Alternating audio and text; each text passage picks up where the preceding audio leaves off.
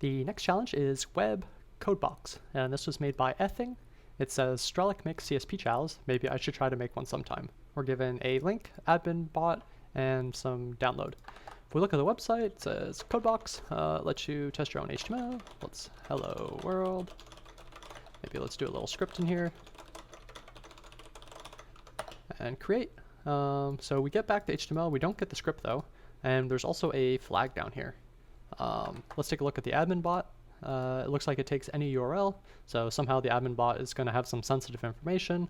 I'm guessing it's loaded here, and we need to leak that. We're given a download file. It had two files in it. It had web.js and bot.html, and also a Docker file, but the Docker file isn't too exciting. It's just running node, copying these two files over, and installing the dependencies. So the backend web server, oops, I have some solution here. The backend web server, it is using Fastly, an HTML parser. It's going to grab the box.html file. There's only one route defined. It's going to look for the code parameter. If it's defined, it's going to use the HTML parser on that code parameter. It's going to look for all images. Then it's going to grab the image locations. It's going to define a default CSP policy. And then for each of those images it found in our injection, it's going to add that to the CSP policy. So that's pretty interesting. And then it'll set that CSP header, content, HTML, and then send back the HTML. Cool. If we look at the HTML file, so not too much. We have some styles. We have the body here. There's a form. It's the get with the code parameter. There's a div for the flag. And so there's the script. Unsafe inline was allowed in the default policy. So the default policy says none. So that's usually what you want with CSP. Style source, allow unsafe inline. Script source, unsafe inline. Cool. So we can run unsafe inline. And we see it'll grab the code parameter from the URL. If it exists, it's going to create an iframe. It's going to use the source doc property. So it's just injecting HTML directly into the iframe. It's not using a URL. It's setting the sandbox parameter, so this means it's an iframe with the max protections. If there's no parameter, that means no protections. This means all the protections, and then you can do allow stuff in here, but there is no allowing, so it's a very locked down iframe. Then we have the width is 100%. It's going to take the content, which was this div, append the iframe, and then it's going to take code. Code is here, the text area, and add the code, our injection. Then it's going to look at the local storage, look for flag if it's defined. If not, it's going to use test flag, and it's going to set flag to this inner HTML. What's interesting is flag is not an injection point. We don't control flag, but it's still going to use inner HTML instead of value. And this will be important later. So it looks like, I feel like the challenge is hinting that you should be injecting something into this iframe. But with sandbox on using all the protections, that's just going to be super difficult. Maybe there's like one of those crazy iframe within an iframe, like doing some SOP bypass stuff, but that just doesn't seem realistic. So instead, the only thing we really have to look at is this image generation for our CSP policy. So we can. They're not doing validation on the script tags of the images, so we can pretty much add anything we want to the content security policy. So at this point, if you weren't familiar with CSP, I think the trick is just read the CSP docs. And if you do, you'll find a bunch of very interesting directives that we can use to exploit this. So currently, let's take a look at what the current CSP thing looks like. Actually, let's load an image. Let's do image source is equal to, I don't know, Conrad. So we're going to create this and see what our returned policy looks like. And then we'll start modifying this.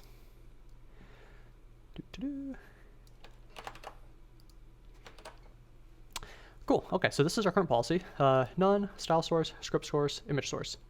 And we're allowed to pretty much inject anything we want into this. It's just going to do a join with a space. So like I said, there's a couple of interesting directives that we can use to potentially leak information. The first one is Report-URI.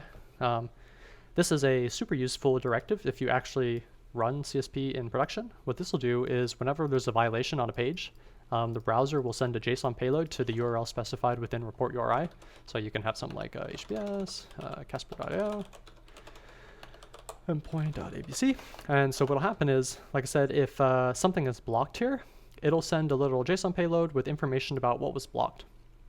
And this is super useful. You can imagine, like I said, if you deployed something and CSP is blocking it, it could be because like maybe someone messed something up and production is down and you want to investigate. So you'll get a bunch of reports that mean like, hey, I need to go see what's going on with my website.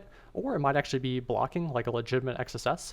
So, and you'll get information about what is blocked. And if you are a website owner, like it's much better to fix the underlying XSSs than to rely on CSP. But anyways, so that's our first useful directive. The next one is in script source. So this doesn't actually tell us what was blocked. It tells us where it was blocked though. So you'll get like a document URI and a line number and stuff like that. But if you want to see the payload that was actually blocked, you'll do script source and you'll do report sample. And so what this keyword will do is it'll include the first 40 characters of the offending payload.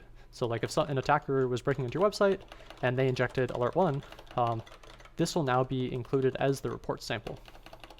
But as this challenge is kind of hinting, we can use this as a way to leak information. So these two are very useful, but it doesn't actually leak what we need. There's one last directive that is relatively new that'll help us leak that specific thing. And that has to do with the fact that this is using inner HTML. And so Chrome has this thing called, and all major browsers I'm guessing has this thing called trusted types. And trusted types will make it such that you're not allowed to just assign random strings into inputs like this. It has to be wrapped in some like trusted type policy sort of thing. So we can create a violation on this line.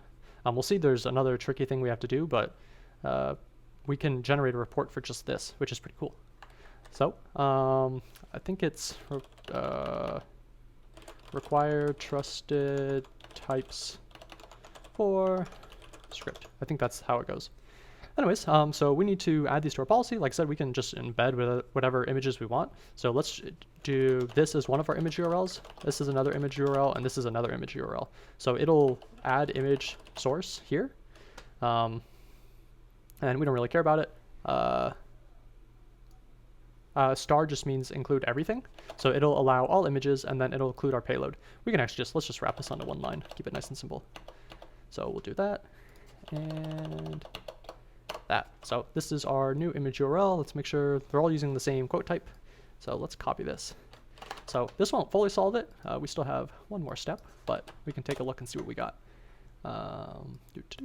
So image source, Report-URI, Casper, script source, report sample, require trusted types for script. Let's copy it and create. All right. No violations. That's interesting. Why did it not generate any? Something didn't go. Oh, I'm probably missing this. Whoops. There we go. Cool. All right. So we got back our new policy. So you can see it down here: default source, style source, script source, image source, star, then a Report-URI, a script source with report sample, required trusted types for scripts. This is our endpoint that we were using, and we can see that a CSP violation was fired. So very cool. So this is what a CSP report looks like. So we're given a bunch of very useful information. This is the blocked URI, so a trusted type sync.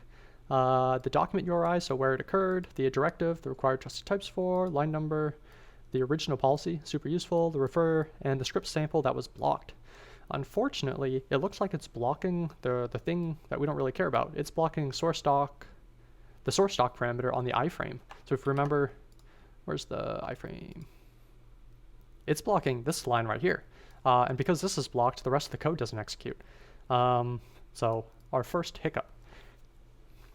So if we don't want this code to execute, we want code to be undefined, and then it'll only execute this. But that's a problem because web is looking for the code parameter to generate the CSP policy. But maybe if we're lucky, maybe this new URL parser works differently than this this query parser. And so we can test that and see if that works. So maybe if the first one is, let's say the first one is empty and the second one is the one we want, we can see if they'll use different ones. Let's take a look at the violation that's triggered. We can see, wow, it actually worked. So script sample is here, and it is setting into an inner HTML the flag. So pretty crazy.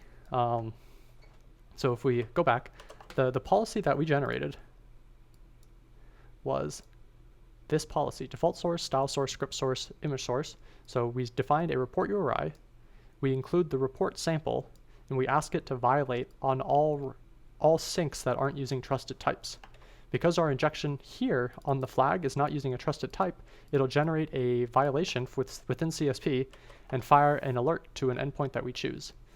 And the reason that the server isn't picking it up is because the server looks for the last query parameter, and the front end is using the first query parameter when it parses the URL. Whew. And so now that we have a payload that works, let's go and, was it this one? Yeah, this payload. Let's go to notes. We're going to have to change this endpoint to something we can see. So instead of Casper endpoint, let's go to webhook site. This is a URL we can use. Actually, I might just regenerate it. Where were we? We were using this one. Let's just put it here. Webhook site. Image source. We're going to regenerate the URL, and we can make sure that this is actually working. Image source is equal to open. Make sure we actually close it this time. Report site, webhook, script source. Cool. Let's see if we get an alert. We do get an alert. Cool. We got our payload here. We can see that's not the right one. We need to change the code around. Code is equal to empty, and now this, whoops, too far. This one should have our test flag. Sweet. So now we just need to send it to the admin bot.